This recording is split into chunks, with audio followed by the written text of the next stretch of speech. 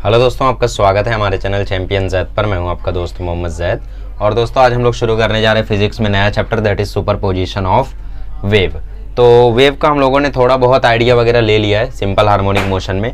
अभी हम लोग थोड़ा और आइडिया लेंगे सुपरपोजिशन ऑफ वेव में, ठीक है। और इससे पहले मेरा सबसे पहला सवाल ये है कि बच्चों वेव मतलब क्या होता है, ठीक है। मुझे बताओ वेव मतलब क्या होता है, ठीक है। हम हमेशा बोलते हैं भैया वेव का सुपरपोजिशन, ठीक है, वेव की ट्रैवलिंग, लाइट वेव है, लेकिन वेव क्या है? साउंड वेव है ना, लेकिन वेव है क्या, बताओ। तो वेव का एक बहुत ही फॉर्मल डेफिनेशन होता है कि wave is a travelling disturbance, wave is a travelling disturbance that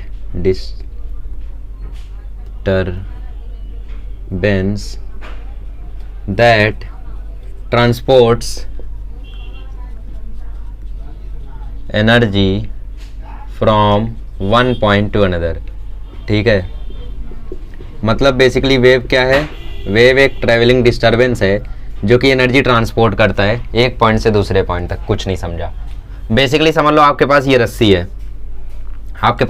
है, इसका एक एंड आपके हाथ में है और दूसरा एंड मान लो कहीं दीवार पर फिक्स्ड है, ठीक है। ऐसा कुछ सीन है, ओके।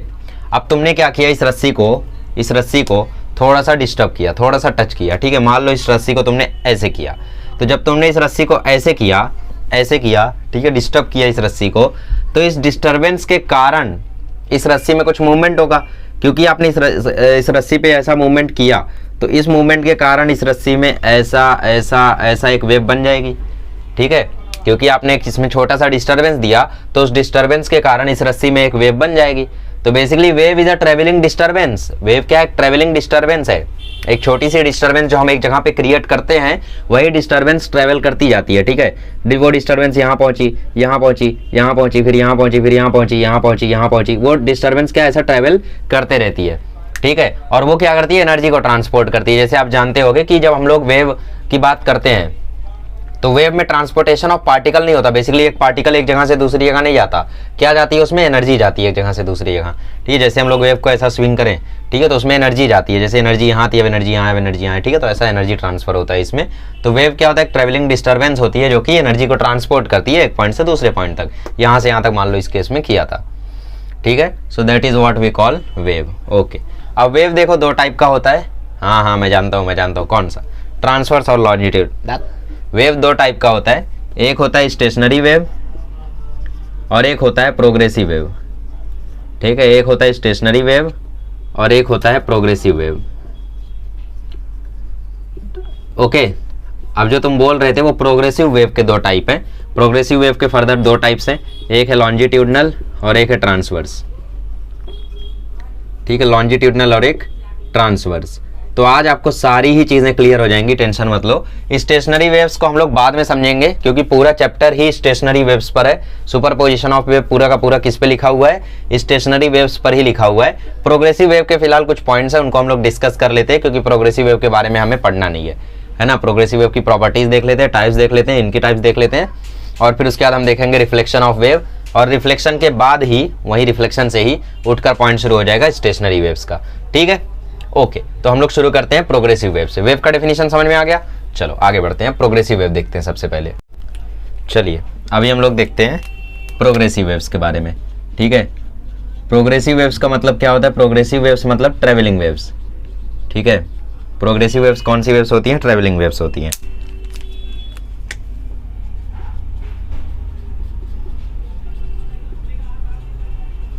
बेसिकली प्रोग्रेसिव वेव्स में होता क्या है कि जैसे आपके पास मान लो यहाँ पे एक रस्सी थी, ठीक है, सीधी रस्सी थी। अब उसमें आपने नॉर्मली एक डिस्टर्बेंस दिया, उस डिस्टर्बेंस के कारण वो वेव फॉर्म हुई उसमें, ठीक है। उस वेव का फॉर्मेशन हुआ उसमें। ये हमारी कौन सी हो गई? ये हमारी प्रोग्रेसिव वेव्स हो गई, ठीक है। अब ये प्रोग्रेसिव वेव में अगर आप एक चीज ध्यान से देखो, अगर मैं एक्सिस ड्रॉ करूँ, ठीक है, अगर मैं एक्सिस ड्रॉ करूँ, ठीक है, मान लो ये मैंने एक्स एक्सिस बना दिया, ये वाई एक्सिस बना दिया, तो अगर आप ध्यान से देखो तो अगर मैंने यहाँ पे इसको डिस्टर्बेंस दिया था, ठीक है, मान लो मैंने यहाँ पे डिस्टर्बेंस दिया था, तो यहाँ पे डिस्टर्बेंस देने के बाद ये जो वेव बनी है, ये जो वेव बनी है इसमें हो क्या रहा है कि ये जो एनर्जी है वो आगे आगे आगे आगे ट्रांसफर हो रही है, मैटर ट्रांसफर नहीं हो रहा है ना। इसमें क्या हो रहा है, इसमें एनर्जी आगे आगे ट्रांसफर हो रही है, मैटर ट्रांसफर नहीं हो रहा है। जैसे पहला पार्टिकल अगर ऊपर जाके नीचे आया तो फिर उसने वही एनर्जी आगे वाले पार्टिकल को दी, तो आगे वाला पार्टिकल ऊपर जाके नीचे आया, फिर सेम एनर्जी आगे वाले में गई तो वो भी आगे ऊपर जाके नीचे आया, है ना, ऐसा चलता रहा। तो बेसिकली ये हो गई हमारी प्रोग्रेसिव वेव। प्रोग्रेसिव वेव मतलब ट्रेवलिंग वेव्स। इसमें होता क्या है कि प्रोग्रेसिव वेव्स का जब डेफिनेशन लिखना हो, the wave in which each particle performs simple harmonic motion is called progressive wave. मतलब जैसे यहाँ पे ये पार्टिकल्स हैं, ठीक है, ये आपके पार्टिकल्स हो गए प्रोग्रेसिव वेव्स के, ठीक है, ये प्रोग्रेसिव वेव्स के पार्टिकल हो गए। तो बेसिकली इसमें हो क्या रहा है, ये जब वेव ऊपर नीचे जा रही है तो ये पार्टिकल्स भी ऊपर नीचे जा रहे हैं, है ना, ये देखो नीचे आ रहे हैं, है ना, और फिर उसके बाद अगेन ऊपर जा रहे हैं। तो बेसिकली इसमें हो क्या रहा है, इसमें हो रहा है सिंपल हार्मोनिक मोशन। आप लोग ध्यान से देखो तो पार्टिकल ऐसे ऊपर गए, ये पार्टिकल ही फिर नीचे आए, ये पार्टिकल फिर ऊपर गए, फिर ये पार्टिकल नीचे आए, ये पार्टिकल ऊपर गए, ये नीचे आए। मेरी बात समझ रहे हो तुम? अरे यार विजुलाइज करो ना थोड़ा चीज़ों को। अब मैं यहाँ पे वो थोड़ी चला सकता हूँ यार कुछ है ना, तो थोड़ा सा विजुलाइज करने की कोशिश करो मैं क्या बोल रहा हूँ। देखो मैं खाली पार्टिकल से बनाऊँ अगर वेव को, ठीक है, मैं अगर खाली पार्टिकल से बनाऊँ वेव को तो ज़रा ध्यान से देखना, ठीक है। मैंने पार्टिकल से वेव को बना दिया कि ये पार्टिकल ऐसे ऐसे ऐसे ऐसे क्या कर रहे हैं, वेव में ऑसिलेट कर रहे हैं, ठीक है। तो बेसिकली ये पार्टिकल्स आगे नहीं जा रहे हैं, आगे क्या जा रही है, आगे जा रही है एनर्जी, पार्टिकल आगे नहीं जा रहे हैं। पार्टिकल क्या कर रहे हैं, पार्टिकल उसी पोजीशन पे सिंपल हार्मोनिक मोशन कर रहे हैं। कैसे, देखो ऐसे, ये पार्टिकल अभी ऐसा है, थोड़ी देर बाद क्या होगा, थोड़ी देर बाद ये पार्टिकल नीचे आएगा, मतलब थोड़ी देर बाद यही सिनेरियो ऐसा हो जाएगा, थोड़ी देर बाद यही सिनेरियो ऐसा हो जाएगा, है ना, थोड़ी देर बाद क्या होगा, यही सिनेरियो ऐसा हो जाएगा। क्यों?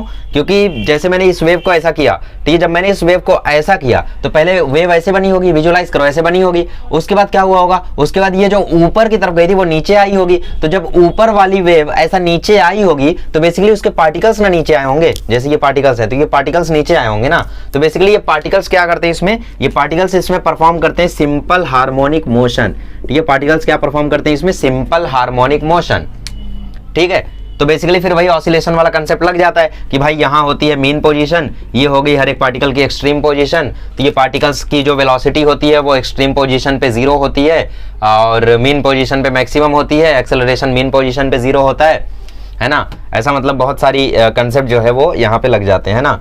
डिस्प्लेसमेंट जो है वो यहाँ पे मैक्सिमम होता है तो एक्सेलरेशन एक्सट्रीम पोजीशन में मैक्सिमम होता है। पार्टिकल्स कभी रुकते नहीं है, एक मोमेंट के लिए भले रुक जाए एक्सट्रीम पोजीशन पे, बट नॉर्मली वो रुकते नहीं है, वो वाइब्रेट करते रहते हैं, अपना ऑसिलेशन करते ही रहते हैं, ठीक है। तो बेसिकली जो प्रोग्रेसिव वेव्स होती हैं इसमें क्या होता है कि हर एक पार्टिकल क्या परफॉर्म करता है, सिंपल हार्मोनिक मोशन परफॉर्म करता है। इसीलिए चैप्टर आपका ऑसिलेशन के बाद दिया हुआ है, ठीक है। तो कुछ 10 प्रॉपर्टीज आपको लिखी हुई हैं, वो 10 प्रॉपर्टीज में आप लोगों को रीड तो करना है, ठीक है। टेक्स्ट बुक साथ में लेकर बैठो, उन 10 प्रॉपर्टीज को आप चाहिए तो अपनी नोटबुक में छाप लो, ठीक है।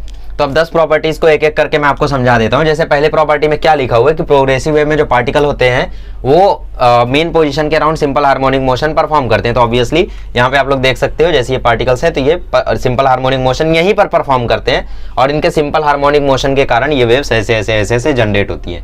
क्या ये पार्टिकल्स यहाँ गए हैं? नहीं, इनकी एनर्जी यहाँ गई है, ठीक है, इनकी एनर्जी यहाँ गई है। तो इनके पास एनर्जी कहाँ से आ रही है? अरे मैं दे रहा हूँ ना, यहाँ से मैं एनर्जी दे रहा हूँ ना इन्हें, तो मेरे यहाँ से एनर्जी यहाँ जा रही है, यहाँ जा रही है, यहाँ जा रही है, चलता जा रहा है, ठीक है। तो ये होते हैं हमारी प्रोग्रेसिव वेव्स। अच्छा, तो अब प्रॉपर्टीज देखते हैं। ओके, तो देखो अभी हम इसमें जो पहली प्रॉपर्टी दी है वो यही दी है कि जो पार्टिकल होते हैं वो क्या परफॉर्म करते हैं, सिंपल हार्मोनिक मोशन परफॉर्म करते हैं। उसके बाद बोला है कि जो पार्टिकल होते हैं उनका सेम एम्पलीट्यूड होता है, सेम फ्रीक्वेंसी होती है, सेम टाइम पीरियड होता है, ठीक है। Same amplitude same frequency, frequency same है तो टाइम पीरियड भी सेम होगा, ठीक है। तो ये सब इनका क्या होता है, सेम होता है, ठीक है। फेज जो है वो चेंज होता है। जैसे फेज की बात करें तो जैसे इनका फेज क्या है, जैसे मतलब बेसिकली इनका फेज मान लो इसको हम लोग रेफरेंस पोजीशन मान ले तो इसका फेज अगर 0 है तो इसका 180 डिग्री होगा, ठीक है, अपोजिट जस्ट। तो इनका फेज जो है वो चेंज होता है जैसे जैसे हम लोग आगे बढ़ते हैं। कोई पार्टिकल ऊपर है, कोई पार्टिकल नीचे है, तो फेज आगे बढ़ते बढ़ते चेंज होता है। लेकिन एम्पलीट्यूड हो गई, फ्रीक्वेंसी हो गई, टाइम पीरियड हो गया, ये इनका सेम होता है, ठीक है। पहला पॉइंट क्या है कि ये SHM परफॉर्म करते हैं, दूसरा पॉइंट ये सब सेम होता है, तीसरा फेज आगे बढ़ते बढ़ते चेंज होता है, ठीक है। चौथा पॉइंट क्या है कि भाई मैटर ट्रांसफर नहीं होता है, मैटर ट्रांसफर नहीं होता है, नो मैटर ट्रांसफर, ठीक है। ओनली एनर्जी ट्रांसफर होता है, ओनली एनर्जी ट्रांसफर। और जो पार्टिकल होता है वो हमेशा परमानेंटली रेस्ट पे कभी नहीं आता है, ठीक है। Particle never at permanent rest, ठीक है। परमानेंट रेस्ट पर पार्टिकल कभी नहीं आता है, मूव करते ही रहता है, ठीक है। हालांकि बात अलग है कि एक्सट्रीम पोजीशन पर एक मोमेंट के लिए रेस्ट पर आ जाता है, ठीक है। ओके, तो ठीक है, पार्टिकल की मैक्सिमम वेलोसिटी मीन पोजीशन पे होती है, ये तो आप जानते ही हो, तो ये आप लिख सकते हो, ठीक है। बाकी तो इसमें कुछ खास है नहीं। आगे टाइप्स ऑफ प्रोग्रेसिव वेव्स आ गया, ठीक है। तो टाइप्स ऑफ प्रोग्रेसिव वेव्स देख लेते हैं हम लोग। पहला है ट्रांसवर्स वेव और दूसरा है लॉन्जिट्यूडनल वेव, ठीक है। अच्छा, देखते हैं।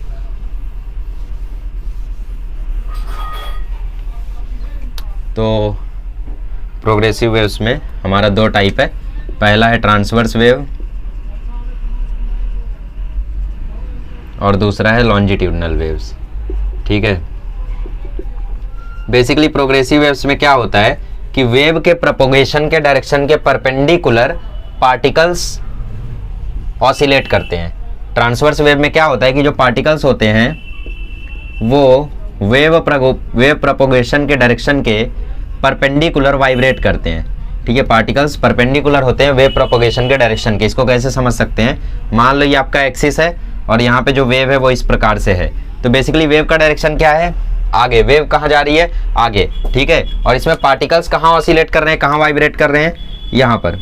ये हो गए पार्टिकल्स, तो ये पार्टिकल्स ऑसिलेट कहाँ कर रहे हैं, यहाँ कर रहे हैं, ठीक है। तो आप किसी भी पार्टिकल का अगर आप मेजरमेंट लोगे यहाँ से तो वो 90 डिग्री आ रहा है, देखो, ठीक है। तो बेसिकली ये पार्टिकल्स जो होते हैं वो ऐसे ऐसे ऑसिलेट करते हैं, ठीक है। ये पार्टिकल्स ऐसे ऐसे ऑसिलेट कर रहे हैं और जो वेव है वो ऐसे ऐसे ऐसे आगे जा रही है, ठीक है। देखो ब्रेन का खेल है, मतलब मैं ये चीज़ और ये चीज़ साथ में नहीं कर सकता। अगर मैं साथ में करूँगा तो देखो क्या हो रहा है ना। बेसिकली ये बोलते हैं ना हम लोग कि भाई कोऑर्डिनेशन अलग अलग नहीं होता है ब्रेन दोनों हाथों का, ठीक है। जैसे आप लेफ्ट हैंड राइट हैंड से साथ में लिखोगे तो अगर आप कुछ लिख भी रहे हो तो मैक्सिमम चांस है कि आप दोनों हाथ से सेम चीज़ लिख रहे हो। जैसे आप 2 बनाओगे राइट हैंड से तो लेफ्ट से भी आप 2 ही बनाओगे, आप ये नहीं कर सकते कि 3 बना दो यहाँ से, ठीक है। ओके, छोड़ो तो साइकोलॉजी। तो यहाँ पे देखो बेसिकली ये ऑसिलेट कैसे कर रहे हैं पार्टिकल ऐसे, और वेव कहाँ प्रोपेगेट हो रही है ऐसे। तो बेसिकली इनके बीच में एंगल कितना बन रहा है, एंगल बन रहा है इनके बीच में 90 डिग्री का, ठीक है। तो इसको हम लोग बोलते हैं ट्रांसवर्स वेव, ठीक है। अच्छा, नेक्स्ट है लॉन्जिट्यूडनल वेव। लॉन्जिट्यूडनल वेव में क्या होता है कि जब पार्टिकल्स वाइब्रेट करते हैं ना तो वो कंप्रेशन और रेयरफैक्शन बनाते हैं। पार्टिकल जब वाइब्रेट करते हैं तो कंप्रेशन एंड रेयरफैक्शन बनाते हैं। अब ये चीज़ आपने पढ़ी होगी, मतलब पढ़ा तो आपने सब कुछ होगा लास्ट ईयर साउंड के चैप्टर में, है ना, बट ठीक है रिपीट कर दे रहे हैं। कंप्रेशन मतलब क्या होता है, मान लो यहाँ पे आपके पास लाउड स्पीकर है, ठीक है, और इस लाउड स्पीकर पे आपके पास यहाँ पे गाना बज रहा है, ठीक है। इस लाउड स्पीकर से गाना बज रहा है, मान लो कोई गाना बज रहा है, ठीक है। अब कोई पार्टी सॉन्ग हमें लेना पड़ेगा, ठीक है। तो कोई भी गाना बजा दो यहाँ पे, मुझे याद नहीं आ रहा है, पता नहीं क्यों कोई पार्टी सॉन्ग, चलो छोड़ो। मान लो यहाँ पे कुछ भी डिचिक डिचिक बज रहा है, ठीक है, डिस्को में कोई सॉन्ग बज रहा है। तो बेसिकली होगा क्या, इसके आसपास की जो हवा होगी उसमें एक वेव जनरेट होगी, क्योंकि इस पार्टिकल का जो स्पीकर है उसकी आवाज़ के कारण एक डिस्टर्बेंस आ रहा है आसपास हवाओं में, ठीक है। तो एक क्या होगा, डिस्टर्बेंस जनरेट होगा, तो एक वेव भी जनरेट होगी। वेव जनरेट होगी तो कुछ पार्टिकल्स यहाँ पे कंप्रेशन में होंगे। कंप्रेशन मतलब डेंस पार्टिकल्स, बहुत ज़्यादा पार्टिकल्स, ठीक है, बेसिकली ऐसे, ठीक है। और उसके बाद फिर यहाँ पे डेंस नहीं होगा, मतलब नॉर्मल होगा, ठीक है। फिर उसके बाद यहाँ पे डेंस होगा,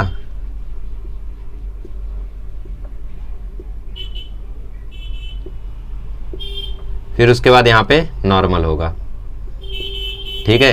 तो बेसिकली जहाँ जहाँ डेंस बनता है इसे हम बोलते हैं कंप्रेशन, और जहाँ जहाँ डेंस नहीं होता है मतलब नॉर्मल लाइट पार्टिकल्स होते हैं उसे हम बोलते हैं रेयरफैक्शन, ठीक है। तो ऐसी टाइप की वेव्स, लॉन्जिट्यूडनल वेव्स जो होती हैं क्या बनाते चलती है, कंप्रेशन और रेयरफैक्शन बनाते चलती हैं, ठीक है। बेसिकली ऐसा होता क्या है कि ये जो कंप्रेशन वाले मॉलिक्यूल्स हैं ये अपनी एनर्जी आगे वाले को ट्रांसफर करेंगे, आगे वाले को धक्का देंगे तो वो कंप्रेशन में बन जाएगा, फिर वो आगे वाले को देंगे तो वो कंप्रेशन बन जाएगा। ऐसे compression to rarefaction, rarefaction to compression, compression to rarefaction, ऐसा ट्रांसफर चलता रहता है। तो ऐसे वेव्स को हम बोलते हैं लॉन्जिट्यूडनल वेव्स, ठीक है, ठीक है। अब देखो वेव्स जो हैं वो बेसिकली मान लो प्रोपोगेट कर रही हैं एक्स डायरेक्शन में, ठीक है, और यहाँ पे हमारे पास वाई है।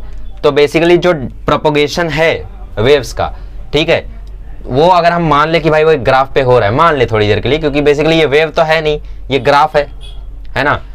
तो इस वेव का हम लोग इक्वेशन क्या लिख सकते हैं, बताओ, इस वेव का हम लोग इक्वेशन क्या लिख सकते हैं।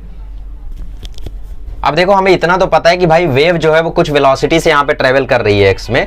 और ठीक है, तो अभी तक आप लोगों को वेव का डेफिनेशन समझ में आ गया, टाइप्स ऑफ वेव समझ में आ गया। बेसिकली टाइप्स ऑफ वेव कौन कौन सी, प्रोग्रेसिव, स्टेशनरी मतलब मैकेनिकल, नॉन मैकेनिकल अगर छोड़ दो तुम, ठीक है, तो उनके अलावा, ठीक है, स्टेशनरी और प्रोग्रेसिव।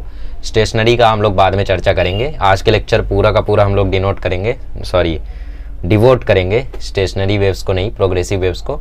प्रोग्रेसिव वेव्स फर्दर हमने दो टाइप्स देखे, उसके एक ट्रांसवर्स, ठीक है, ट्रांसवर्स में कैसा, पार्टिकल वेव मोशन के परपेंडिकुलर, जैसे वेव मोशन ऐसा है, ठीक है, तो पार्टिकल जो वाइब्रेट कर रहे हैं वो ऐसे ऐसे कर रहे हैं, मतलब बेसिकली पार्टिकल्स ऐसे ऐसे ऑसिलेट कर रहे हैं, वेव ऐसे ऐसे आगे बढ़ रही है तो ऐसे ऐसे ऐसे ऐसे कर रहे हैं, इसका मतलब परपेंडिकुलर वाइब्रेट कर रहे हैं, ऑसिलेट कर रहे हैं, ठीक है। फिर हमने देखा लॉन्जिट्यूडनल वेव। लॉन्जिट्यूडनल वेव में क्या होता है कि पार्टिकल इस तरीके से वाइब्रेट करते हैं कि कंप्रेशन और रेयरफेक्शन बनाते हैं। बेसिकली पार्टिकल्स उसमें वेव मोशन के पैरेलल ऑसिलेट करते हैं। जैसे वेव मोशन ऐसा हो रहा है तो मान लो यहाँ पे कोई पार्टिकल है, तो पार्टिकल या तो ऐसे ऐसे ऑसिलेट करेगा, ठीक है, पार्टिकल कैसे ऑसिलेट करेगा, ऐसे ऑसिलेट करेगा, मतलब पैरेलल या तो एंटी पैरेलल, ठीक है, ऐसे ऑसिलेशन करेगा और वेव ऐसे जा रही है, तो वेव ऐसे जा रही है और पार्टिकल भी ऐसे ऑसिलेट कर रहा है, ठीक है, मतलब बेसिकली ये पार्टिकल भी ऐसे ऑसिलेट कर रहा है और वेव भी ऐसे जा रही है, तो यहाँ पे बनेगा कंप्रेशन, ठीक है। बट मान लो वेव ऐसे जा रही है और पार्टिकल ऐसे ऑसिलेट कर रहा है, तो यहाँ पे बनेगा रेयरफेक्शन, ठीक है। तो पार्टिकल अगर पैरेलल ऑसिलेट करता है वेव के, तो वहाँ पे कंप्रेशन और रेयरफेक्शन का जनरेशन होता है, जिससे लॉन्जिट्यूडनल वेव का फॉर्मेशन होता है। और वो वेव्स कैसी नजर आती हैं वो मैंने लास्ट टाइम आपको डायग्राम बना के दिखाया था स्पीकर के आगे। और ये ट्रांसवर्स वेव हो गई। ट्रांसवर्स वेव में पार्टिकल ऐसे परपेंडिकुलर वाइब्रेट करते हैं वेव मोशन के, ठीक है, वेव की मोशन के डायरेक्शन के परपेंडिकुलर ऑसिलेट करते हैं। बेसिकली वाइब्रेट बोलो तो समझ जाया करो क्या बोलना चाह रहा हूँ, ठीक है। तो ये हो गई हमारी ट्रांसवर्स वेव। ओके, आगे बढ़ते हैं। अभी हम लोग इक्वेशन ऑफ वेव समझने की कोशिश करते हैं। जैसे हमने SHM की इक्वेशन देखी थी, a sine omega T plus phi, y equal to A sine omega T plus phi, है ना। तो मान लो हमारे पास यहाँ पे कोई वेव है, ये ठीक है, ये हमारे पास मान लो कोई वेव है। क्या ये कोई वेव है? ना, ये सिर्फ ग्राफ है, ठीक है। कभी भी इस चीज को देख के ये मत बोलना कि हाँ यार ये मेरे सामने वेव है, ना, ये सिर्फ ग्राफ है जो उस वेव को रिप्रेजेंट कर सकता है, ठीक है। उस वेव को समझने की कोशिश की जा रही है इस ग्राफ से। ना तो ये ग्राफ वेव का है और ना तो ये खुद वेव है, ठीक है, सिर्फ एक ग्राफ है, ठीक है, वाई और एक्स का। अच्छा, मान लो वेव है, ठीक है, अभी तो बोले ये वेव नहीं है हाँ, लेकिन मतलब ऐसा हम लोग मान के करते हैं ना सॉल्विंग, लेकिन ऐसा रियलिटी में होता नहीं है। फिजिक्स में बहुत कुछ अजम्पशन होता है। तो बाई चांस तुमसे आके कोई पूछे स्मार्ट बनने के लिए, बेटा ये वेव बना के दिखाओ, तो तुम वेव बना देना। फिर वो बोलेंगे ये ग्राफ है या वेव है, तो तुम बोलना ये ग्राफ है, वेव नहीं है। मतलब कुछ लोग मजे लेने के लिए पूछते हैं, मतलब मुझसे तो नहीं पूछा है, लेकिन हाँ तुमसे हो सकता है कोई पूछ ले। 1.5 शाना बनने के लिए तो तुम 3 शाना बन जाना, 1.5 गुणा 2, है ना। चलो आगे बढ़ते हैं। तो फिलहाल मान लो यहाँ पे पार्टिकल्स जो है वो अपना ऑसिलेशन कर रहे हैं और वेव जो है वो आगे बढ़ रही है। ये पार्टिकल अपना ऑसिलेशन कर रहे हैं और इनके ऑसिलेशन के कारण जो वेव है वो अपना मजे से आगे बढ़ रही है, ठीक है। तो यहाँ पे मुझे बताओ y और x के बीच में रिलेशन क्या आ सकता है। सबसे पहले जो y है वो डिपेंड कर रहा है x पर, अगर तुम ध्यान से देखोगे। कैसे? क्योंकि हर एक पार्टिकल के लिए जो x की वैल्यू है वो अलग अलग है। और दूसरा ये जो y है वो डिपेंड कर रहा है टाइम पर, क्योंकि अलग अलग टाइम पर पार्टिकल की पोजीशन अलग अलग है। मैं जैसे t इक्वल टू 0 बोलूँ तो t इक्वल टू 0 पे ये पार्टिकल की पोजीशन यहाँ है। मैं t इक्वल टू t बोल दूँ तो ये हो सकता है पार्टिकल की पोजीशन यहाँ हो, यहाँ हो, यहाँ हो, कहीं भी हो सकती है। तो ये जो y है बेसिकली इस y की पोजीशन, पार्टिकल की पोजीशन मतलब क्या? पार्टिकल की पोजीशन मतलब y की वैल्यू। जैसे यहाँ पर है तो वैल्यू इतनी होगी, यहाँ पर है तो इतनी वैल्यू होगी, यहाँ पर है तो इतनी वैल्यू होगी। तो बेसिकली पार्टिकल की पोजीशन मतलब y की वैल्यू। ग्राफ समझते हो ना? इतना तो समझते हो ना कि बेसिकली पार्टिकल जब ऊपर नीचे जाता है तो उसकी y की वैल्यू बदलती है। तो बेसिकली y जो है वो डिपेंड कर रहा है x पर और t पर। x पर कैसे डिपेंड कर रहा है? अब देखो, जैसे यहाँ पर पार्टिकल हैं, ठीक है, तो कोई particle x equal to 2 metre पे है, कोई x इक्वल टू 1 मीटर पे है, कोई x इक्वल टू 0 पे है, तो उस पर भी डिपेंड कर रहा है y। तो बेसिकली y फंक्शन है x और t का, ठीक है। तो y क्या है? फंक्शन है x और t का। तो इस तरीके से हमने इक्वेशन ऑफ वेव निकाली, एक जनरल इक्वेशन ऑफ वेव निकाली कि भाई अगर वेव जो है वो राइट डायरेक्शन में ट्रेवल कर रही है, राइट डायरेक्शन मतलब along positive x axis, along positive x axis, या फिर बोल दो, ठीक है, राइट डायरेक्शन में ट्रेवल कर रही है, अगर वेव राइट डायरेक्शन में ट्रेवल कर रही है वेव, ठीक है, तो जो इक्वेशन ऑफ वेव आता है वो हमने फाइंड आउट किया कि वो आता है y equal to A sine omega T के x minus omega t, A sine के एक्स माइनस ओमेगा टी, ये है आपका equation of wave, general equation of wave. क्या है? y equal to A sine के एक्स माइनस ओमेगा टी। अब तुम जानते हो, क्या जानते हो? a जो होता है वो एम्पलीट्यूड होता है, a क्या होता है? एम्पलीट्यूड होता है।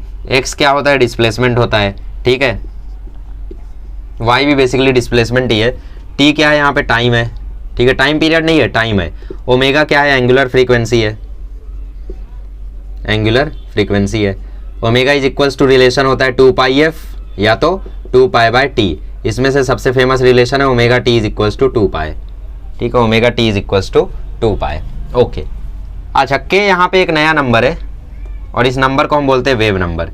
मतलब के यहाँ पे एक नई क्वांटिटी है और इस के को हम बोलते हैं वेव नंबर। और के का फॉर्मूला होता है के इज इक्वल्स टू 2π/λ। के को हम बोलते हैं वेव नंबर और के का फॉर्मूला होता है 2π/λ, ठीक है।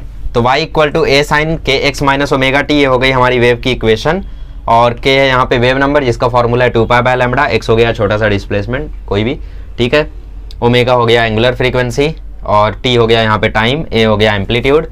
और वेलोसिटी की जो सॉरी वेव की जो वेलोसिटी है, बोलने जा रहा था वेलोसिटी की जो वेव है, ठीक है, वेव की जो वेलोसिटी है उसका फॉर्मूला होता है coefficient of T, coefficient of T upon coefficient of x, ठीक है। ये क्वेश्चन जेई में भी बहुत आता है कि मतलब उन लोग एक इक्वेशन दे देंगे y equal to 20 sine 20x minus 10t, बताओ वेलोसिटी ऑफ वेव। तो तुम्हें करना कुछ नहीं है, कोएफिशिएंट ऑफ t उठाना है, t का coefficient omega, coefficient of x उठाना है k, तो v is equals to omega by k, ठीक है। ये क्या होता है? ये वेव वेलोसिटी का फॉर्मूला होता है। तो v is equals to omega by k। कभी आपको वेलोसिटी ऑफ वेव पूछ ले तो डायरेक्टली ये फॉर्मूला लगा देना, काम हो जाएगा। ओके, तो ये हम लोगों ने बात कर ली प्रोग्रेसिव वेव्स के बारे में बहुत सारी, हमने उसकी प्रॉपर्टीज भी देख ली, हमने उसके बारे में थोड़ी सी चर्चा भी कर ली, हमने उसका थोड़ा सा इक्वेशन भी निकाल दिया, थोड़ा सा निकाला, ज़्यादा नहीं। बहुत सारी इन्फॉर्मेशन इस पर्टिकुलर जगह पर मैंने आपको दे रखी है। आपको सबसे पहली बात ये बहुत अच्छे से याद रखना है, आपको के का फॉर्मूला अच्छे से याद रखना है, आपको ये रिलेशंस बेसिकली ये और ये दोनों रिलेशंस बहुत अच्छे से ध्यान में रखने हैं और ये इक्वेशन तो आपको याद रखनी है, ठीक है।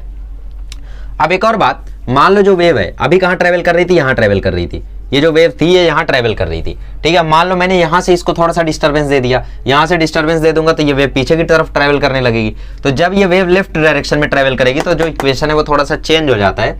वेव जो है वो जब लेफ्ट डायरेक्शन में ट्रेवल करती है, ठीक है, वेव जब लेफ्ट डायरेक्शन में ट्रेवल करती है तो इसका जो इक्वेशन है वो थोड़ा सा चेंज हो जाता है, y equal to A sine के एक्स प्लस ओमेगा टी, ठीक है। क्या हो जाता है? y equal to A sine के एक्स प्लस ओमेगा टी, ये हो जाता है इक्वेशन ऑफ वेव। कब? जब वेव लेफ्ट डायरेक्शन में ट्रेवल करती है। बट जनरली हम लोग क्या मानते हैं, हम लोग मतलब जब भी आप वेव के बारे में सोचते होगे तो आप यही सोचते होगे कि वेव ऐसे ट्रेवल कर रही है। ह्यूमन साइकोलॉजी आदत है कि भाई यहाँ पे वेव ट्रेवल कर रही है, तो अगर वेव यहाँ पे ट्रेवल कर रही है तो हम लोग उसको हमेशा जनरल इक्वेशन यही अज्यूम करते हैं के एक्स माइनस ओमेगा टी।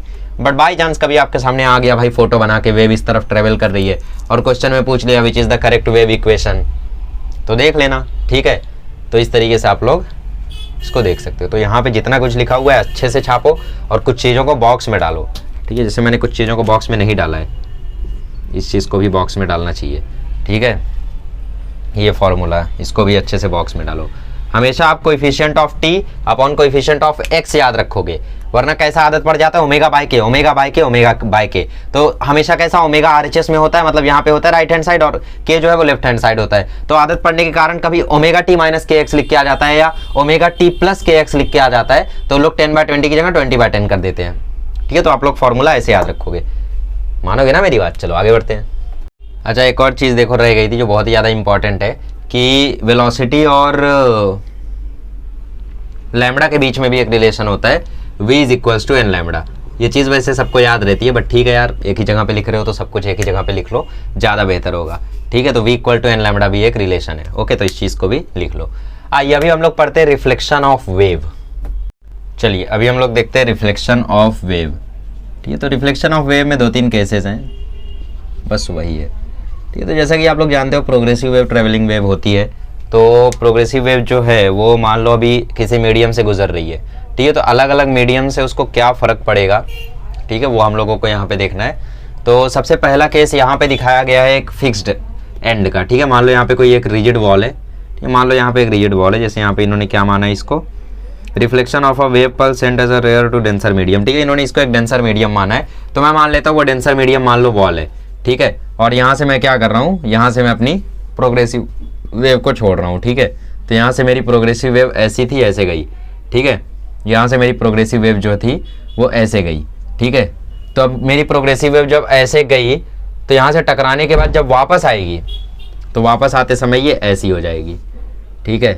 वापस आते समय ये उल्टी हो जाएगी। क्यों, ये आप खुद इमेजिन कर सकते हो यार। जैसे आप एक रिजिड एंड ले लो, रिजिड एंड कहीं भी मिल जाएगा आपको, ये बोर्ड ही मान लो एक रिजिड एंड है, ठीक है।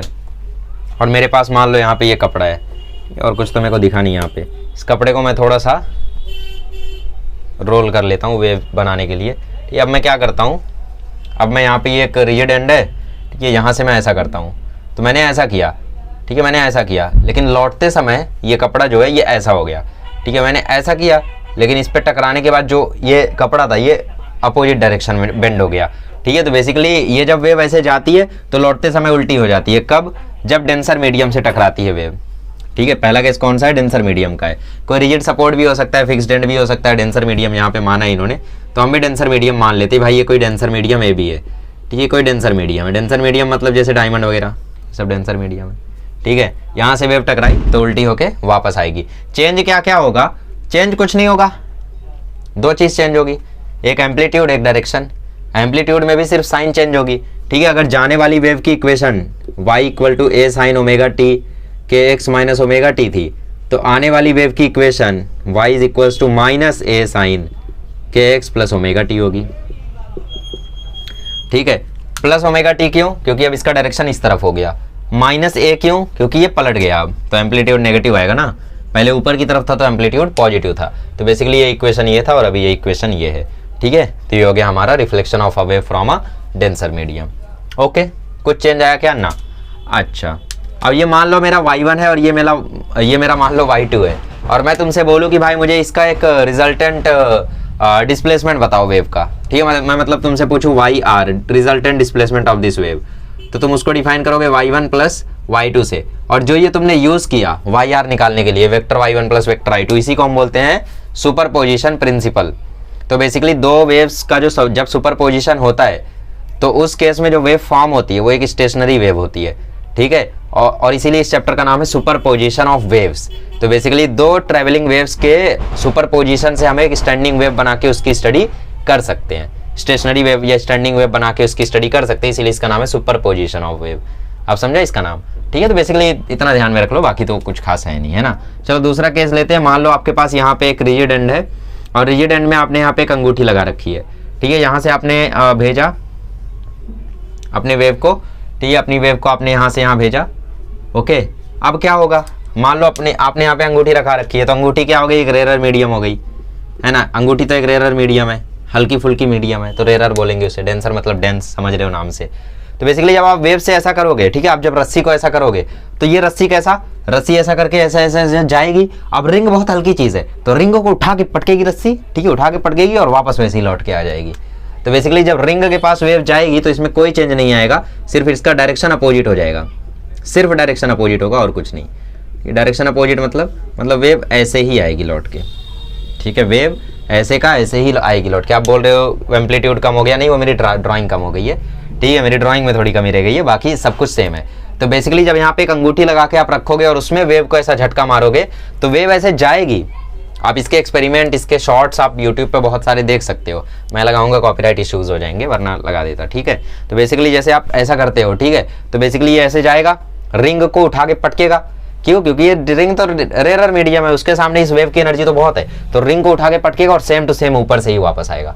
इमेजिन कर पा रहे हो, ऐसा सीधा करके गया, उसको उठा के पटका और वापस से ऐसा होके आ गया, ठीक है। तो वेव ऐसा गया, ऐसा ऐसा उठा के पटका और वापस से ऐसा होके वापस आ गया। ये तो बेसिकली इस केस में क्या होता है, इस केस में अगर जाने वाले वेव की equation y equal to A sine के एक्स माइनस ओमेगा टी थी, तो आने वाली वेव की इक्वेशन भी ए साइन के एक्स प्लस ओमेगा टी हो जाएगी, दैट्स इट, और बाकी सब कुछ सेम रहेगा, ठीक है। तो ये हो गया हमारा दूसरा केस। आई होप आपको रिफ्लेक्शन समझ में आ रहा होगा। ये पहला केस जब डेंसर मीडियम से टकराया, ये दूसरा केस जब रेयर मीडियम से टकराया एक रिंग से। एक्सपेरिमेंट वाली चीज़ें वैसे ये सब। चलिए अभी हम लोग तीसरा केस समझते हैं। तीसरा केस भी आप आराम से विजुअलाइज कर सकते हो। मान लो आपके पास यहाँ पे एक मोटी वायर है और इसके साथ आपने एक पतली वायर बांध दी है। इसके साथ आपने क्या किया, एक पतली वायर को बांध दी है। बेसिकली ऐसे ना बना के मैं थोड़ा शेड करके बना देता हूँ, ज़्यादा बेहतर होगा। ठीक है, जैसे मान लो यहाँ पे आपके पास मोटी वायर है, ठीक है, इस प्रकार से। अब इससे आपने एक पतली वायर यहाँ पे बांध दी, ये एक मोटी वायर, ये एक पतली वायर। अब जब आप यहाँ से इसको एक डिस्टरबेंस दोगे तो यहाँ पे एक वेव बनेगा, ठीक है। तो इस वेव का फर्क क्या होगा, ये जब वेव बनेगी तो इसका इस पे क्या फर्क होगा, ठीक है। मान लो ये एंड ए है, तो एंड ए से अगर आप इस पे डिस्टरबेंस दे रहे हो तो डिस्टरबेंस देने के बाद पहली बात ये तो ऐसा ही बनेगा, ठीक है, ओके, ये तो ऐसा ही बनेगा। और अभी आगे वेव पहुंची नहीं है तो यहाँ पर कोई फर्क नहीं होगा, ठीक है। अच्छा, आगे क्या होगा, आगे बेसिकली ये वेव जो है ये तो रेरर है, ये डेंसर है, ये रेरर है, तो इसको कुछ खास फर्क पड़ेगा नहीं। जैसा ये अपने हिसाब से इसको ढाल देगा। जैसे अगर आप हल्के हो, सामने वाला ताकतवर है, तो जैसा वो चाहेगा वैसा ही तुम करोगे, है ना। तो बेसिकली ये जो वेव थी, ठीक है, ये वेव कैसा, इसने इसको झटका मारा और ये वेव भी ऐसा हो गई और ये वेव आपस में लौट आई, ठीक है। बेसिकली इस तरीके से है, ठीक है। इसका नाम इन्होंने शायद रेरर डेंसर क्या दिया है, ठीक है, क्रस्ट वगैरह, ठीक है। अच्छा, क्रस्ट और ट्रफ जानते हो क्या? बेसिकली ये जो बन रहा है ना, ये शेप, इसको हम क्रस्ट बोलते हैं, ठीक है। यही अगर उल्टा बने तो उसको हम ट्रफ बोलते हैं, ठीक है। अच्छा, तो बेसिकली हुआ क्या, इसको हमने ऐसे झटका दिया, ये आगे गया। अब ये रेरर था तो इसको इसने झट से झटका दिया तो ये आगे जाएगा और ये झटका देके पीछे चला आया नॉर्मली, ठीक है। तो जब डेंसर साइड से हम लोगों ने झटका दिया तो आप लोग खुद भी अज्यूम कर सकते हो, यार डेंसर साइड से झटका देंगे तो क्या होगा, हल्का फुल्का बंदा है, जैसे झटका दोगे वैसे उसको होगा। तो आपने झटका ऐसे दिया था तो उसको भी वैसे ही झटका हुआ, ये झटका देके वापस आ गया, ठीक है।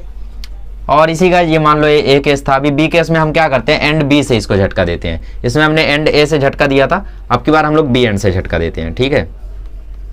तो बी एंड से झटका देके होगा क्या, देखो, मान लो ये आपका बी एंड है, ठीक है। इस बी एंड से अब आप झटका दे रहे हो, तो बी एंड से जब आप झटका दोगे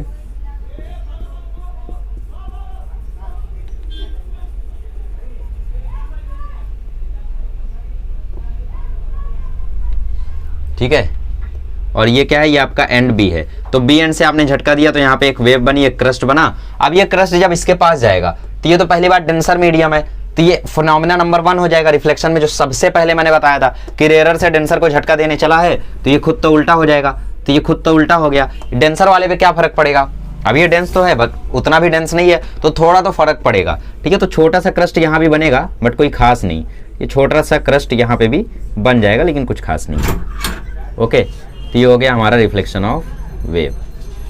ये 3 केसेस थे बेसिकली, इन 3 केसेस का आपको ध्यान रखना है, कुछ भी इसमें से पूछा जा सकता है। तो बेसिकली अब की बार क्या किया आपने, रेरर साइड से झटका दिया तो ये रेरर साइड यहाँ गया और ये यहाँ पे लौट आया, झटका दिया और लौट आया, ठीक है। तो बेसिकली आई होप आपको दोनों केसेस समझ में आ गए होंगे। तो एग्जाम में कुछ नहीं, आपसे हो सकता है थ्योरेटिकल क्वेश्चन पूछ ले, फिगर दे दे और फिर पूछ ले कि भाई ए साइड से जब हम लोग डिस्टर्बेंस देंगे तो वेव का क्या होगा, रिफ्लेक्शन होके वेव का क्या होगा, इससे तुम्हें क्या समझ में आता है। यही समझ में आता है कि रेरर से डेंसर में जाएगा तो पलट जाएगा, ठीक है। चेंजेस क्या होंगे, बेसिकली फ्रीक्वेंसी सेम रहेगी, एम्पलीट्यूड उल्टा हो जाएगा, अपोजिट हो जाएगा, ठीक है, वही सब है, बाकी तो कुछ नहीं है, ओके। अच्छा, अभी तक हम लोगों ने जो पढ़ा है वो कौन सा ऐसा केस है, फर्स्ट सेकंड थर्ड तीनों रिफ्लेक्शन में से कौन सा ऐसा केस है जिसमें फ्रीक्वेंसी भी सेम थी, टाइम पीरियड भी सेम था, डायरेक्शन एम्पलीट्यूड भी सेम था, ये डायरेक्शन छोड़ दो, एम्पलीट्यूड भी सेम था, कौन सा ऐसा केस है, रेरर वाला, जो रिंग पे हमने वेव दिया था ना वो वाला ऐसा केस है जिसमें एम्पलीट्यूड भी सेम है। बाकी में एम्पलीट्यूड नेगेटिव साइन के साथ हो गया तो अपोजिट बोल सकते हो, है ना। ओके, तो ये हो गया हमारा रिफ्लेक्शन ऑफ वेव। आगे बढ़ते हैं, चलिए। तो हम लोगों ने देख लिया रिफ्लेक्शन ऑफ ट्रांसवर्स वेव, मतलब अब तक जो देख रहे थे वो ट्रांसवर्स वेव का था। अभी लॉन्जिट्यूडनल वेव्स का देख लेते हैं हम लोग, ठीक है। तो इसमें 2 ही है, सबसे पहला है डेंसर मीडियम के लिए, ठीक है, मतलब बेसिकली एक रिजिड सपोर्ट से अगर आप करो तो, रिजिड सपोर्ट या रिजिड वॉल है क्या है, ठीक है। बेसिकली लॉन्जिट्यूडनल वेव्स का काफ़ी ज़्यादा आसान है, रिजिड वॉल दिया हुआ है, ठीक है, ओके। तो रिजिड वॉल से एक बार करो और एक बार क्या करो, रेरर मीडियम से करो। तो बेसिकली रिजिड वॉल है, ठीक है, मान लो यहाँ पे आपकी रिजिड वॉल रखी हुई है, ठीक है, ओके। और बी क्या है, बी में है रेरर मीडियम, कोई एक रेरर मीडियम है, हल्का फुल्का मीडियम है, सपोज पानी है, ठीक है। तो रिजिड वॉल है यहाँ पे कैसा होगा, मान लो यहाँ पे है आपका वेव, तो मैंने क्या बोला था, मैंने बोला कंप्रेशन और रेयरफेक्शन बनाते हैं। तो मान लो यहाँ पे कंप्रेशन नहीं है, रेयरफेक्शन है, ये तो ये रेयरफेक्शन है। अब मान लो आगे कंप्रेशन है, ठीक है। ये अब क्या हो गया, ये यहाँ पे कंप्रेशन हो गया, मतलब जो मॉलिक्यूल्स है वो पास हो गए, ठीक है। तो ये कंप्रेशन हो गया और ये रेयरफेक्शन है। तो बेसिकली ये ऐसे जा रहे थे, आते टाइम क्या होगा, ये क्या हो गया, ये इंसिडेंट वेव हो गया, इंसिडेंट लॉन्जिट्यूडनल वेव, ठीक है। अब रिफ्लेक्शन के दौरान क्या होगा कि जहां कंप्रेशन था वहीं कंप्रेशन रहेगा। ये इतनी रिजिड वॉल है कि इस पे घंटा फर्क नहीं पड़ेगा, ठीक है, इस पे घंटा फर्क नहीं पड़ेगा। तो जहां कंप्रेशन था वहीं कंप्रेशन रहेगा, ठीक है, बेसिकली ऐसा ही रहेगा। और ये हुआ रेयरफेक्शन, ठीक है, जहां रेयरफेक्शन था वहीं रेयरफेक्शन रहेगा। तो बेसिकली जब एक रिजिड वॉल से टकराता है तो फिर चेंज नहीं आता है कहीं भी, ये हो गया रिफ्लेक्टेड वेव, ठीक है। इसमें आप लोग ऐसा लिख सकते हो कि कंप्रेशन की ही जगह रहता है और रेयरफेक्शन की ही जगह रहता है, कोई चेंज नहीं आता है। क्योंकि जैसे अगर दीवार काफ़ी ज़्यादा मजबूत है तो उस पर मैं कितना भी हाथ मारूँ कोई फ़र्क नहीं पड़ेगा, ठीक है, उल्टा मेरे हाथ को ही फ़र्क पड़ जाएगा। ओके, तो बेसिकली ये जैसा डेंस था वैसा ही डेंस रह गया, जैसा रेयर था वैसा ही रेयर रह गया। अब वहीं रेयरर मीडियम से बात करें तो रेयरर मीडियम से मान लो यहाँ पे कंप्रेशन नहीं है, रेयरफेक्शन है, ठीक है, ये हमारा रेयरफेक्शन है मान लो। अब आगे कंप्रेशन है, ठीक है, फिर से रेयरफेक्शन है, फिर से कंप्रेशन है, फिर से रेयरफेक्शन है, ठीक है। और यहाँ पे आपको वो रेयरर मीडियम है, यहाँ पे आपका क्या है, रेयरर मीडियम है। तो इस रेयरर मीडियम से जब ये टकराएंगे ना तो उल्टा हो जाएगा, मतलब जहां कंप्रेशन था, मतलब जहां कंप्रेशन था वहां रेयरफेक्शन आ जाएगा, जहां रेयरफेक्शन था वहां कंप्रेशन आ जाएगा। तो बेसिकली उल्टा हो जाता है इसमें, ठीक है। ये इंसिडेंट वेव और ये रही रिफ्लेक्टेड वेव। तो इस केस में उल्टा हो जाता है, मतलब जैसे यहाँ पे आपका ये रेयरर मीडियम है, ठीक है, तो इस केस में यहाँ पे बन जाएगा कंप्रेशन क्योंकि पहले रेयरफेक्शन था, और यहाँ पे बन जाएगा रेयरफेक्शन क्योंकि पहले कंप्रेशन था, यहाँ पे अगेन बन जाएगा कंप्रेशन क्योंकि रेयरफेक्शन था, फिर अगेन यहाँ पे बन जाएगा रेयरफेक्शन क्योंकि कंप्रेशन था, फिर यहाँ पे अगेन बन जाएगा कंप्रेशन क्योंकि रेयरफेक्शन था, ठीक है। तो ये जस्ट उल्टा हो जाता है, अपोजिट हो जाता है, कंप्रेशन की जगह आ जाता है रेयरफेक्शन, रेयरफेक्शन की जगह आ जाता है कंप्रेशन, ठीक है। तो इस तरीके से आप लोग याद कर सकते हो। तो रिजिड वॉल से टकराएगा तो ये होगा, जो जहाँ था वो वहीं रहेगा, ठीक है। रिजिड वॉल से टकराना मतलब बेसिकली जैसे पापा मम्मी से टकराना हो गया, है ना। तो आप पापा मम्मी से टकराओगे तो हालात थोड़ी बदल जाएंगे, जो हालात थे वही रहेंगे। रिजिड वॉल से टकराना मतलब स्कूल के प्रिंसिपल से टकराना या हेडमास्टर से टकराना, तो आप उनसे टकराओगे तो जो हालात थे स्कूल के वही रहेंगे, चेंज थोड़ी कर देंगे वो कुछ। और रेयरर मीडियम से टकराना मतलब टीचर से टकराना, टीचर से टकराओगे तो हो सकता है कुछ चेंज करवा लो, होमवर्क कम करवा लो या पनिशमेंट कम करवा लो, कुछ तो कम करवा ही लोगे, है ना। ऐसा है। ओके, तो ये हो गया रिफ्लेक्शन ऑफ लॉन्जिट्यूडनल वेव। आगे बढ़ते हैं और अभी देखते हैं हम लोग सुपरपोजिशन ऑफ वेव, ठीक है। ओके, तो अभी हम लोगों को डिस्कस करना है प्रिंसिपल ऑफ सुपरपोजिशन, है ना। तो बेसिकली वेव्स का सुपरपोजिशन जब होता है तो क्या होता है ये हमें देखना है। तो प्रिंसिपल ऑफ सुपरपोजिशन अगर आप 11वीं से में से पढ़ रहे हो तो अभी तक तो आप अच्छे से समझ चुके होगे, क्योंकि मैंने 2-3 बार 11वीं में इसका जिक्र कर दिया है ना। तो प्रिंसिपल ऑफ सुपरपोजिशन क्या कहता है कि मान लो जैसे तुम्हारे पास दो वेव्स है, मान लो ये तुम्हारे पास एंड ए है और ये तुम्हारे पास एंड बी है, ठीक है। एंड ए से मतलब एंड ए से बी तक एक स्ट्रिंग है तुम्हारे पास, मान लो, ठीक है। चलो स्ट्रिंग बना देता हूँ, ये हो गई हमारी स्ट्रिंग, ठीक है। अब मान लो ये आपकी क्या है, स्ट्रिंग है, ओके। तो मान लो मैं एंड ए से भी एक वेव प्रोड्यूस करता हूँ और एंड बी से भी एक वेव प्रोड्यूस करता हूँ। तो अगर मैं यहाँ से एक वेव प्रोड्यूस करूँगा तो वेव कुछ ऐसे प्रोड्यूस होगी, है ना। और एंड बी से अगर एक वेव प्रोड्यूस करूँगा तो वो एक वेव ऐसे प्रोड्यूस होगी, है ना। ओके, तो मैंने क्या किया, मैंने एक एंड ए से वेव प्रोड्यूस की और एक एंड बी से वेव प्रोड्यूस की। मान लेते एंड ए से जो वेव प्रोड्यूस की उसका इक्वेशन है y1, ठीक है। उसका इक्वेशन है y1 equal to a1 sine omega T के एक्स माइनस ओमेगा टी, है ना। और मान लो जो मैंने बी एंड से एक वेव प्रोड्यूस की उसका इक्वेशन है y2 is equals to a2 sine के एक्स प्लस ओमेगा टी, है ना। अच्छा, अब मुझे एक बात बताओ, क्या बताओगे कि इन दोनों वेव्स का जब मिलन होगा, ठीक है, एक वेव यहाँ से जा रही है, एक वेव यहाँ से जा रही है, इन दोनों वेव्स का जब मिलन होगा तो क्या होगा बताओ।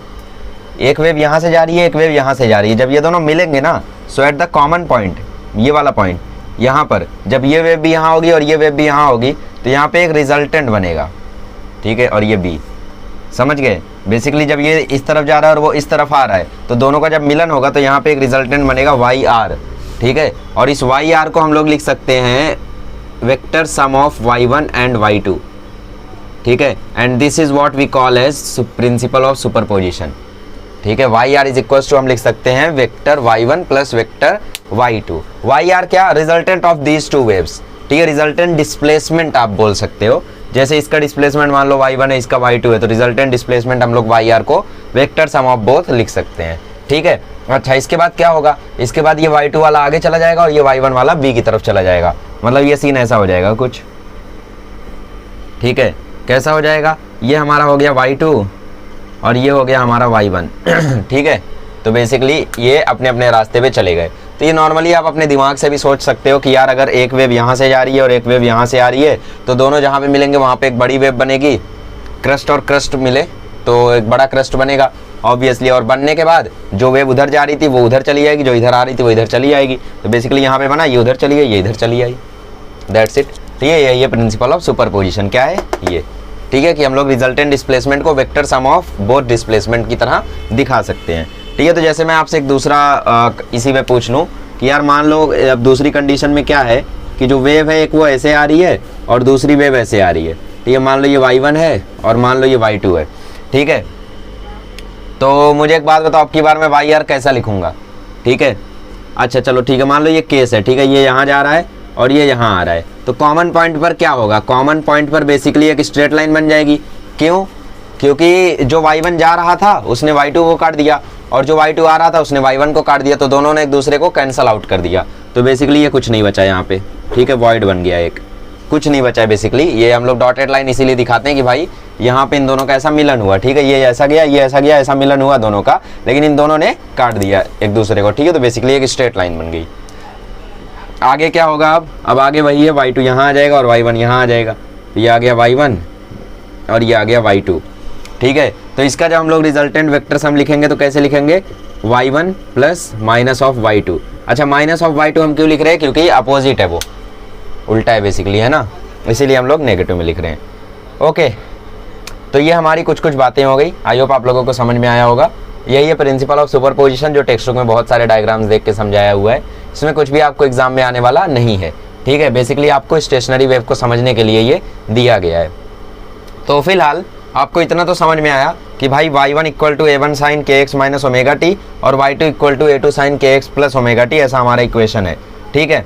अच्छा, अगर हम लोग इसको मतलब वेव्स का जनरल फॉर्म में अगर हम लोग लिखें, जैसा हम लोग SHM में लिखते थे, ठीक है, तो क्या हम इस रिजल्टेंट डिस्प्लेसमेंट की वैल्यू निकाल सकते हैं, बिल्कुल निकाल सकते हैं। इतना समझा क्या फिलहाल, ये और ये केस समझ में आया।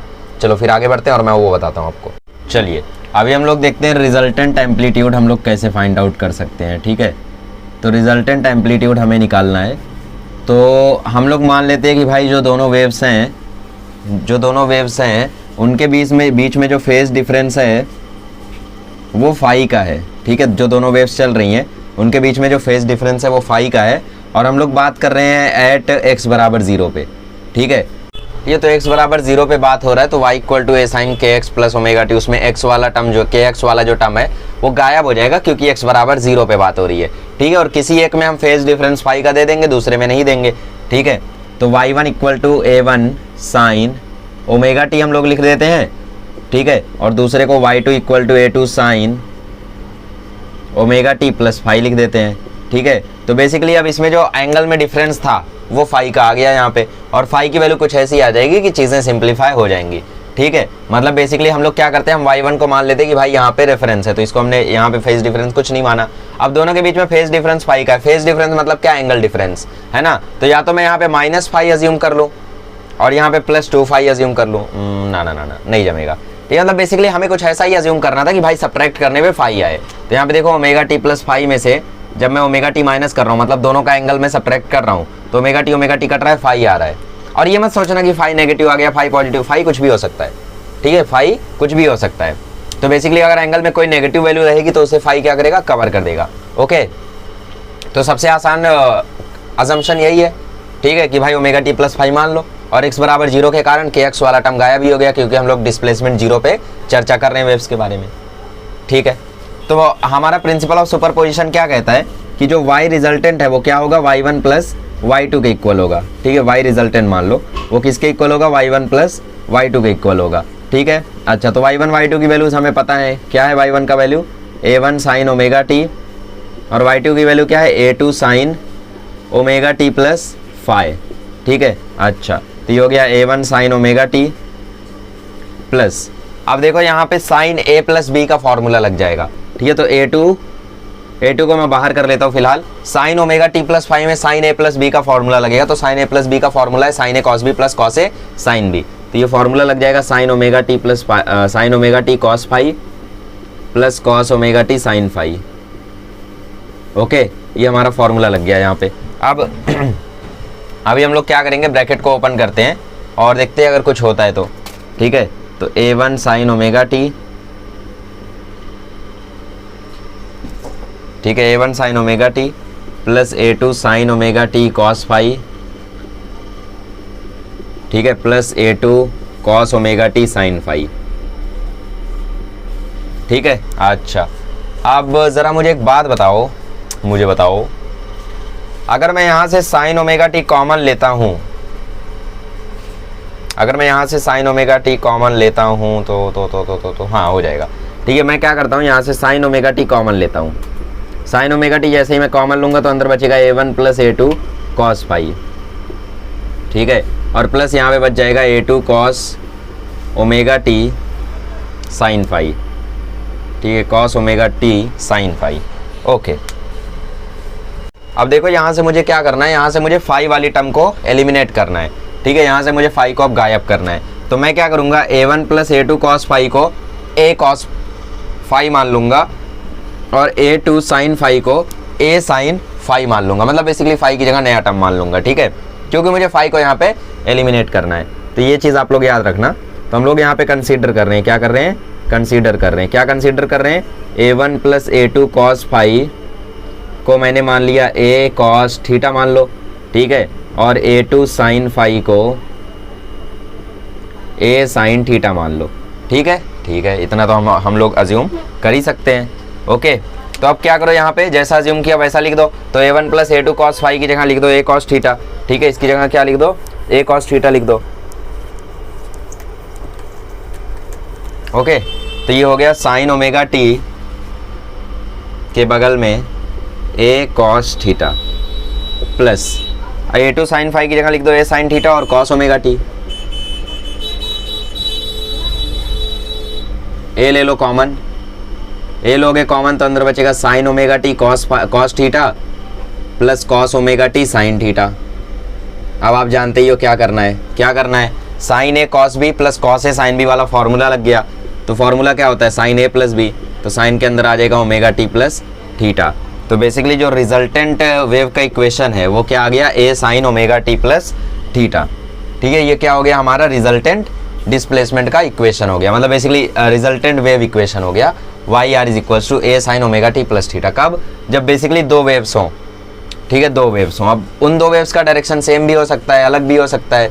ठीक है, मतलब बेसिकली जैसे वेव का इक्वेशन मान लो है ए साइन के एक्स प्लस ओमेगा टी। ठीक है, तो ये हम लोग कौन सी वेव का इक्वेशन मान रहे हैं, वो वेव जो इस तरफ चल रही है। ठीक है, तो मान लो इसी तरफ एक और वेव चल रही है। ठीक है, इन दोनों वेव्स का रिजल्टेंट ये आ रहा है आपका। ठीक है, बट अगर नेगेटिव चल रहे हैं कोई दिक्कत नहीं, हम लोग ने फेज डिफरेंस फाई तो लगा ही दिया है, इस फाई में वो चीज़ें कवर हो ही जाएंगी फेज डिफरेंस में, है ना। तो बेसिकली ऐसे हम लोग निकालते हैं रिजल्टेंट ऑफ जनरल इक्वेशन। अब आप लोग सोच रहे होंगे कि ये सेम डायरेक्शन में चल रही है तो इनमें रिजल्टेंट कैसे आएगा, है ना। ये भी ठीक है, खैर तो अपोजिट डायरेक्शन का होना भी ज़रूरी है ना।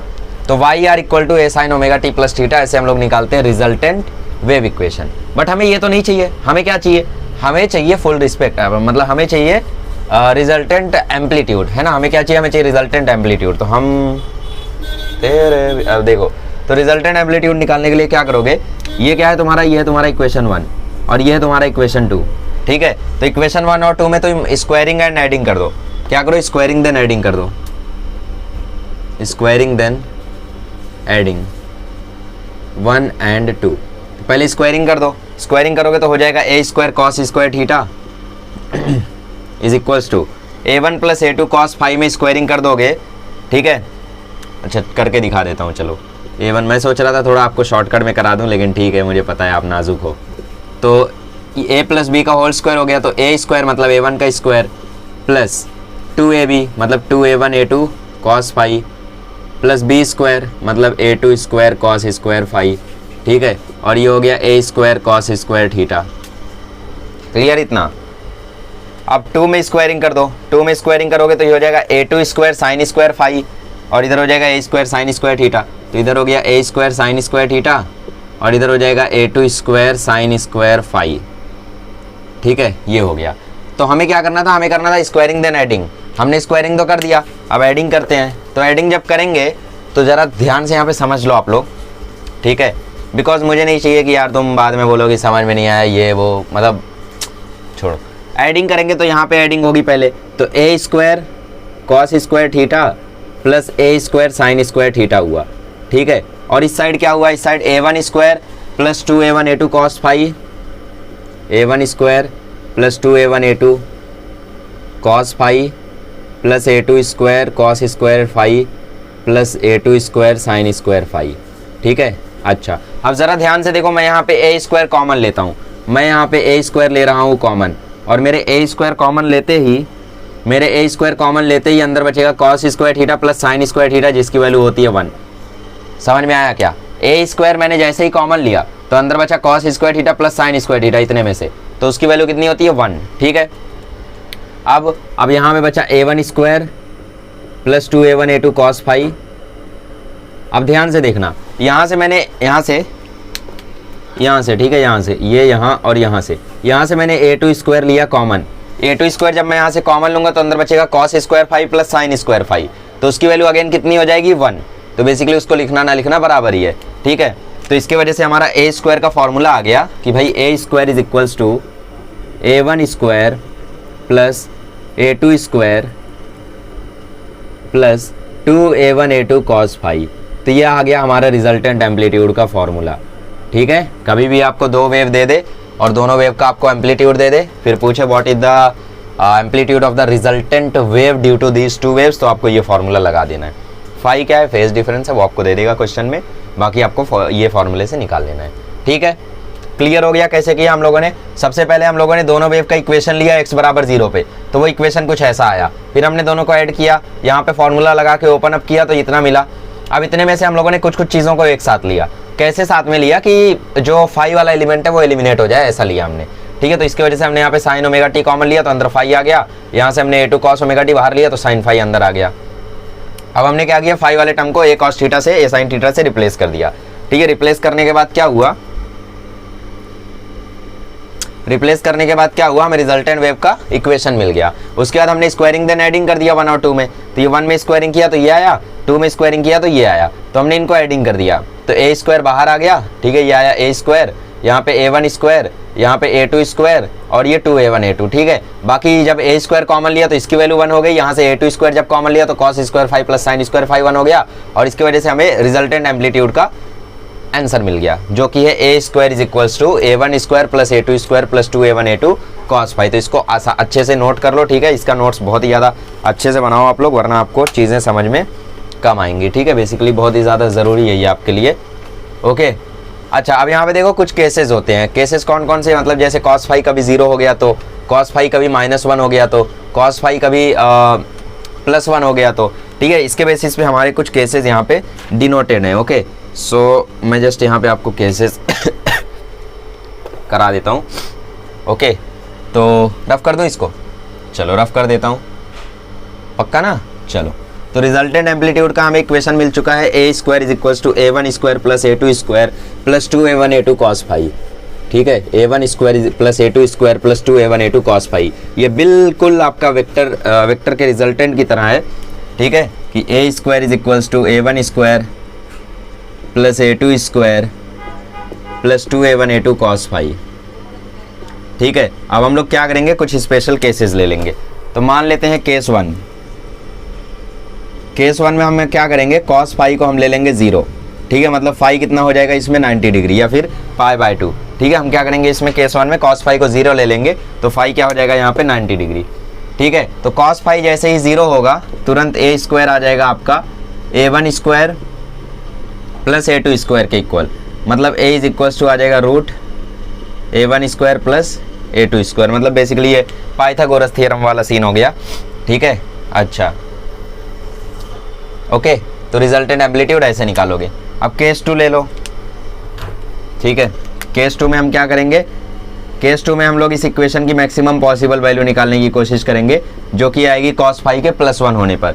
और cos फाई +1 कब होता है, 0 पे होता है। ठीक है, 270 पे नहीं 360 पे होता है। ठीक है, तो आप लोग देख लेना जिस पे भी होता है। तो cos phi is equals to 1, तो A square is equals to A1 square plus A2 square plus 2A1 A2, यहाँ पे हमने cos फाई की वैल्यू को 1 रख दिया है। Therefore A square is equals to आ गया A1 square plus A2 square plus 2A1 A2। तो अगर तुम ध्यान से देखोगे तो इस जगह पर कुछ और नहीं बल्कि A1 प्लस A2 का होल स्क्वायर लिखा हुआ है। तो इसको हम लोग लिख सकते हैं A1 प्लस A2 का होल स्क्वायर। कैसे, A square plus B square plus 2AB। ठीक है, तो A square is equals to आ गया A1 प्लस A2 का होल स्क्वायर, तो A इज इक्वल्स टू आ जाएगा A1 प्लस A2। ठीक है, बेसिकली ये कब आता है, जब दोनों वेव साथ में चल रही हो। ठीक है, तो उनका जो रिजल्टेंट डिस्प्लेसमेंट है वो आप समझ सकते हो कि एक दूसरे के ऊपर बड़ा सा एक आएगा है। मतलब जैसे जो पहला केस मैंने बताया था ये वाला है ना, बेसिकली एक वेव यहाँ से ऐसे आ रही थी, एक वेव यहाँ से ऐसे आ रही थी। ठीक है, तो ये आपस में बड़ी वेव बन गई। ओके, चलो आगे बढ़ते हैं। और ये हो गया हम लोगों का पहला केस, दूसरा केस। ये क्या है, बेसिकली ये बेसिकली आपका मैक्सिमम एम्पलीट्यूड है। ठीक है, इससे ज़्यादा एम्पलीट्यूड कभी हो नहीं सकता, तो ये आपका एक तरीके से मैक्सिमम एम्पलीट्यूड भी है। अब केस 3 कंसीडर करते हैं। केस 3 में मान लो जो cos फाई है वो मिनिमम है। cos फाई मिनिमम कितना हो सकता है, -1, तो फाई मतलब यहाँ पे 180 ले लो। ठीक है, 180 डिग्री ले लो, या 450 नहीं 540 ले लो, आपकी मर्जी है। So therefore A square is equals to A1 square plus A2 square plus 2A1 A2, और cos फाई कितना हो गया, -1, तो ये आ जाएगा A1 square minus 2A1 A2 plus A2 square. तो ये A माइनस बी का होल स्क्वायर हो गया, A square minus 2AB plus B square. तो ये हम लोग लिख सकते हैं A1 माइनस A2 का होल स्क्वायर। तो बेसिकली यहाँ पे जो A की वैल्यू है वो आ जाएगी A1 माइनस A2। ठीक है, तो इसको हम लोग मिनिमम एम्पलीट्यूड भी बोल सकते हैं, क्योंकि इससे मिनिमम एम्पलीट्यूड नहीं हो सकता। ठीक है, तो इसको हम लोग A मिनिमम भी बोल सकते हैं कि मिनिमम एम्पलीट्यूड कब होगा, जब cos फाई आपका -1 हो जाए। मैक्सिमम एम्पलीट्यूड कब होगा, जब cos फाई +1 हो जाए। ठीक है, तो बेसिकली +1 और -1 वाला जो केस है ये थोड़ा इंपॉर्टेंट है। ठीक है, तो ज़रा इसका स्क्रीनशॉट लो, फिर मैं आपको मतलब इसको अपनी बुक में नोट करो फिर मैं आपको एक बहुत ही ज़रूरी बात बताता हूँ। ठीक है,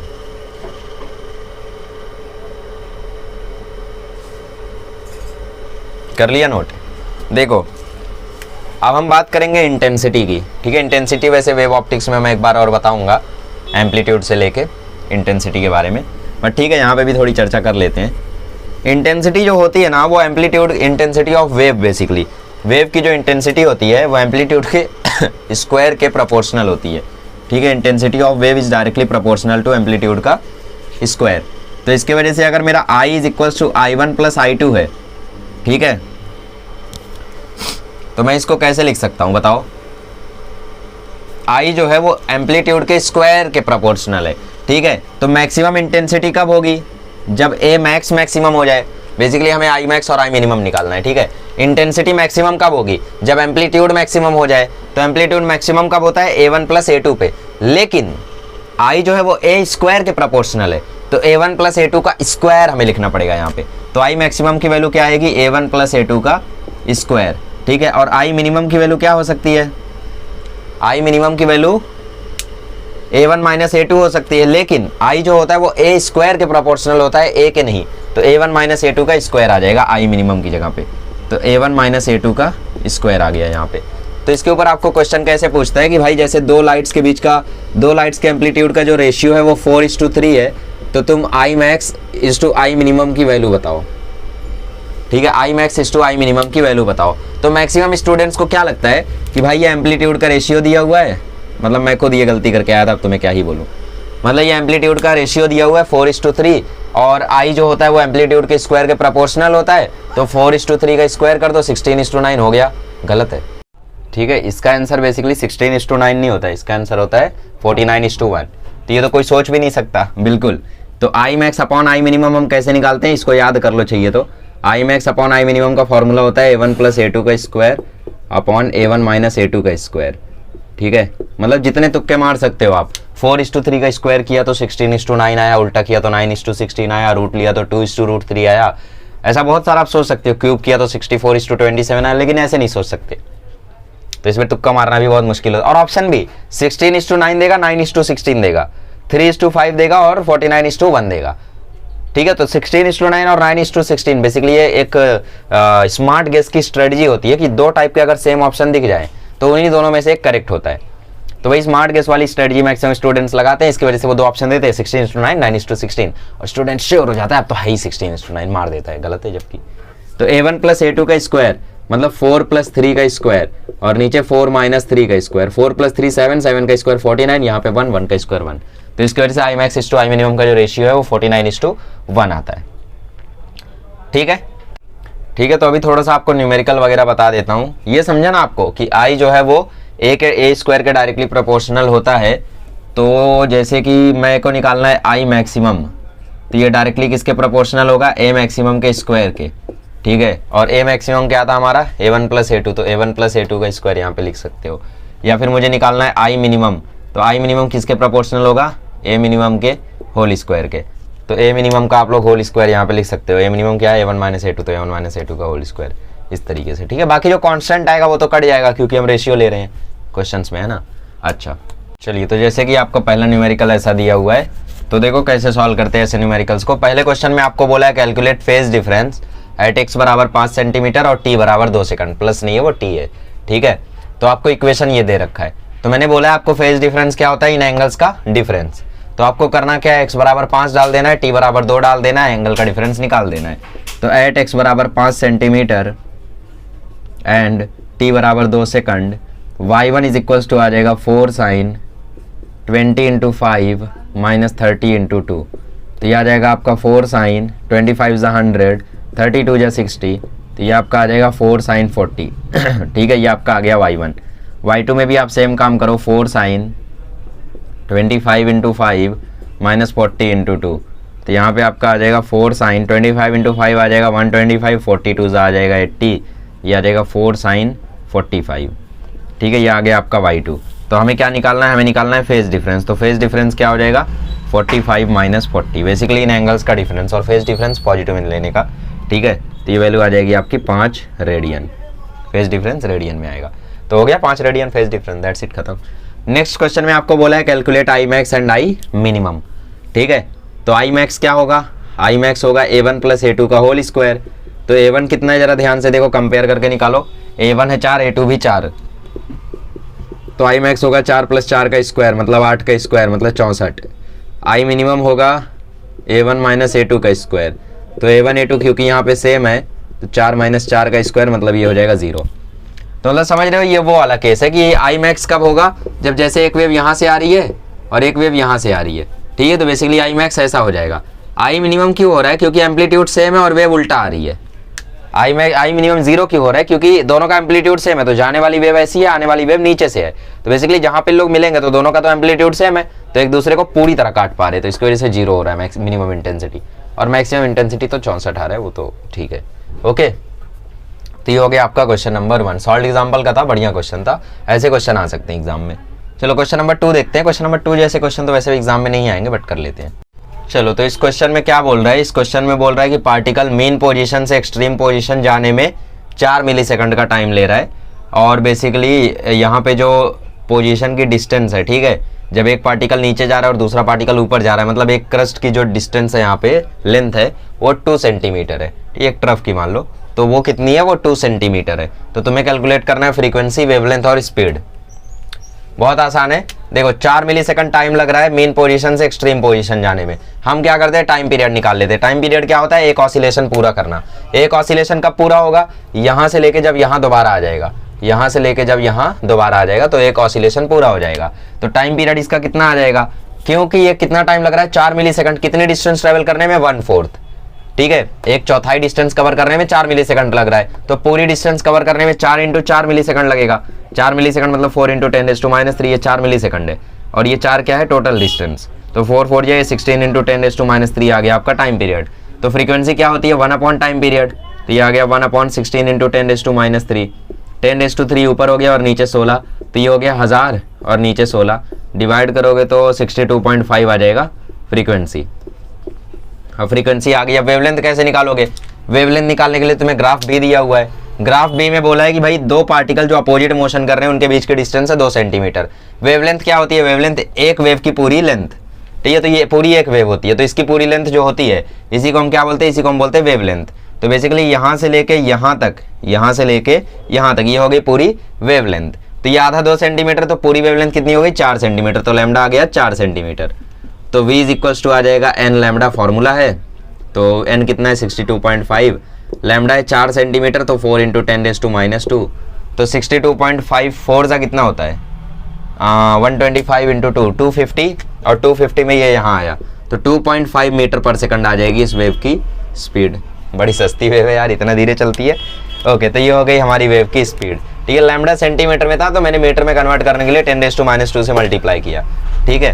तो ऐसे क्वेश्चन आपको एग्जाम में खैर नहीं आएंगे, एग्जाम में जो पहला क्वेश्चन था वैसे क्वेश्चन आने के चांसेस होते हैं, ठीक है। चलिए अगले लेक्चर में मिलेंगे तो हम सीखेंगे स्टेशनरी वेव्स क्या होती है, उसकी प्रॉपर्टीज, नोट्स, एंटी नोट्स, और उसके अगले लेक्चर में हम लोग डिस्कस करेंगे पाइप वगैरह के बारे में, वाइब्रेशन इन स्ट्रिंग के बारे में। शायद ये चैप्टर 3 लेक्चर में खत्म हो सकता है। चलिए मिलते हैं अगले लेक्चर में। Thank you so much.